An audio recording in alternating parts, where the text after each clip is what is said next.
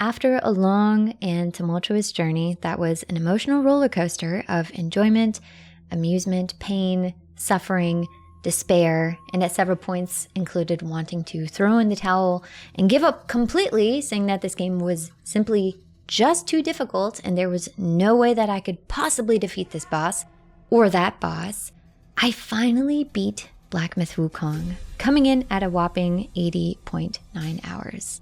And I can say with the utmost certainty that this is the most difficult game I have ever played. Seriously, this was like boot camp for someone like me. I feel so humbled, but also so incredibly accomplished because normally I don't play games like this. I don't play difficult games. I don't even really like difficult games. And if there is an easy way out, I have always taken it. Elden Ring, I level grinded my OP mage and I maxed out my mimic tier for every step of the way. That was practically a co-op game for me. God of War, I played on Give Me Story mode and I loved it. Lies of P, I downloaded an accessibility mod to turn down the difficulty. And then Shadow of the Erdtree, I used that lightning perfume cheese build before it was nerfed, and I relished in how broken it was. So if there is an easy way for me to get around the difficulty, I will channel my inner Loki and I will find it. But none of these were options for me with Black Myth Wukong. There are no difficulty settings, there is no level grinding, there is no co-op mode. You just have to make do with what you have, and you have to do it by yourself. In short, I actually, for once, had to get good. I went into this game having read that the combat was more like God of War, and I really loved the combat in God of War. I loved that feeling of being this overpowered god. So I was really excited. And honestly, starting out, I was doing pretty well. And then somewhere in the middle, it took a huge leap in difficulty for me. I was getting my rear handed to me repeatedly, and I was being humiliated and disrespected in ways that I didn't know a game was capable of. And then I found myself turning into this person, looking up all of these different build guides and videos on how to beat these bosses and what armor set to use and what items pair well with it and how to get stat bonuses. And I have never had to do something like that before. Like I said, I have always managed to find an easier way out. I have always hit from afar and never had to pay attention to attack patterns. So this experience of turning to other players and observing their gameplay and following their advice and trying out their techniques, this was something very new to me, and I loved it. I have never truly valued the importance and significance of builds and sets and what pairs well together and why, and the harmony of equipping pieces to boost the stats of other pieces. But having gone through all of this and reading about it and having it explained to me, I feel so much more educated about it. And I'm not sure if I would have made progress or not without the assistance and guidance from other players, because a few times I was genuinely questioning whether or not I was truly stuck. I didn't think I was physically and mentally capable of getting any further. And you might be thinking, is she being accurate? She says she plays these games on easy mode. Maybe she has a warped sense of difficulty.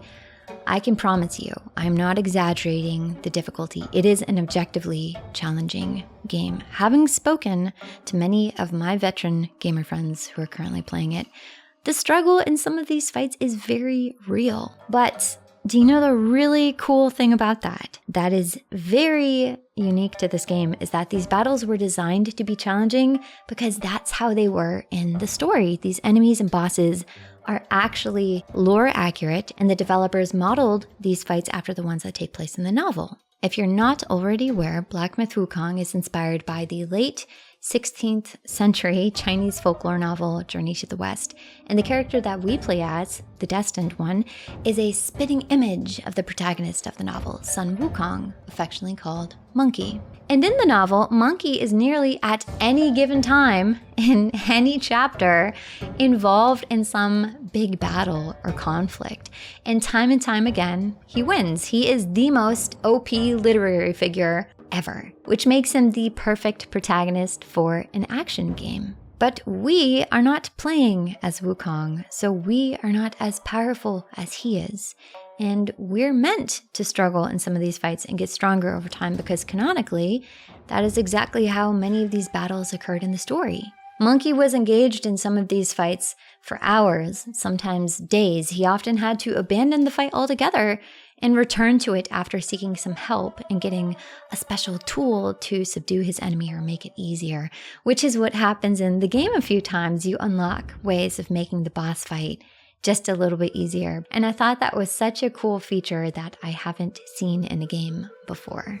But my favorite gameplay feature, and this is the thing that really got me to step out of my comfort zone, was that at any point in the game, you could respec anything. Your skill tree, your abilities, your permanent stat buffs, you could reset it all. No special material needed, no currency exchange. You could just go to one of the shrines and reignite the sparks and play around with your point allocation. And I absolutely loved this. I tend to be very complacent once I find something that works for me, but having to go up against different kinds of bosses that required different kinds of builds and spells and buffs, it forced me to experiment and learn different attack combos and use different abilities. And I really appreciate being encouraged to deviate from my typical playstyle. Now, while you don't block and parry in this game, you do make use of the dodge mechanic. And I really love that because that's actually something that you see in the book. It'll have references to Monkey dodging enemy attacks and whatnot. But in the game, it has this really satisfying little... And that sound encouraged me to keep trying to perfect it. And every time you dodge, you build up some of your focus, which will allow you to execute these heavier and more damaging strikes. But I feel like I got pretty good at dodging in Black Myth and paying attention to movement and improving my timing during these fights, which is why I feel like this game has trained me in a way for this kind of gameplay. And hopefully I'll be able to retain these skills for the future. I've also had an issue with being too greedy during fights. Going for too much damage, especially when you see that health bar really shrinking and you think, okay, I could just duke it out, and not knowing when to back off when I should. But these bosses did not let me get away with that. In fact, those moments when I did get too greedy and I got overly confident, I was punished for it, and I was shown yet again why patience is such an important element to successful gameplay. So while I ultimately did learn, adapt, and become better, I still hold that it's the most difficult game I've yet played because I've never had to play these kind of games without some sort of aid.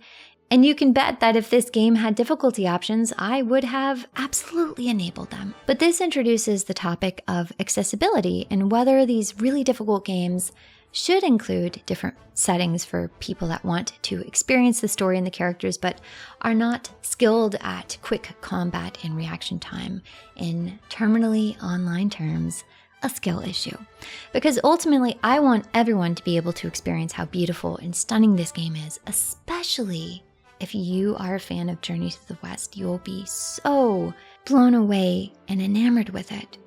But I know that it is objectively far too difficult for people that aren't really experienced with high action and aggressive combat, and even for people that don't have as much time to devote to these grueling fights. Because, reminder, 80.9 hours is when I clocked the credits, and I would not call myself a casual gamer. I personally really like accessibility features. I think it allows people who may question whether or not a game might be too challenging for them to take a shot and to try and get to have that same feeling of accomplishment and to have fun at a level that suits them. And I'm all for casting the widest net.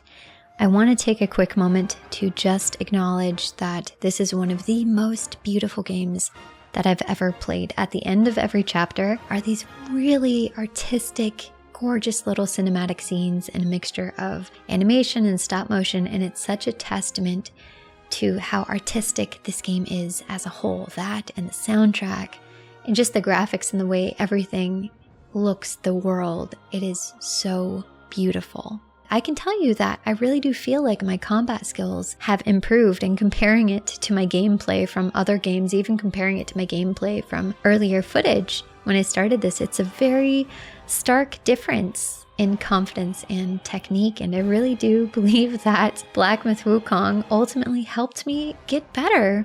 So I just wanted to share my review of it through this particular lens as someone who has always been really skittish about challenging combat. Overall, I absolutely loved it. I'm completely enamored with it. I enjoyed every minute of those 80 hours I spent on it. Journey to the West is one of my favorite novels. Monkey is one of my most beloved literary characters that I relate to so much, and it was so incredible getting to experience that story in this interactive way. So let me know what you think. Have you played through the game yourself, and was there a particular boss that had you questioning your sanity and your abilities? And what do you think about accessibility features? Is that something that you'd like to see more games adopt for the future? Thanks so much for watching my video and listening to my thoughts, and especially thank you to my lovely channel members whom I adore and value, and I appreciate your monthly support so much. Thank you all, and I will see you all next time. Bye!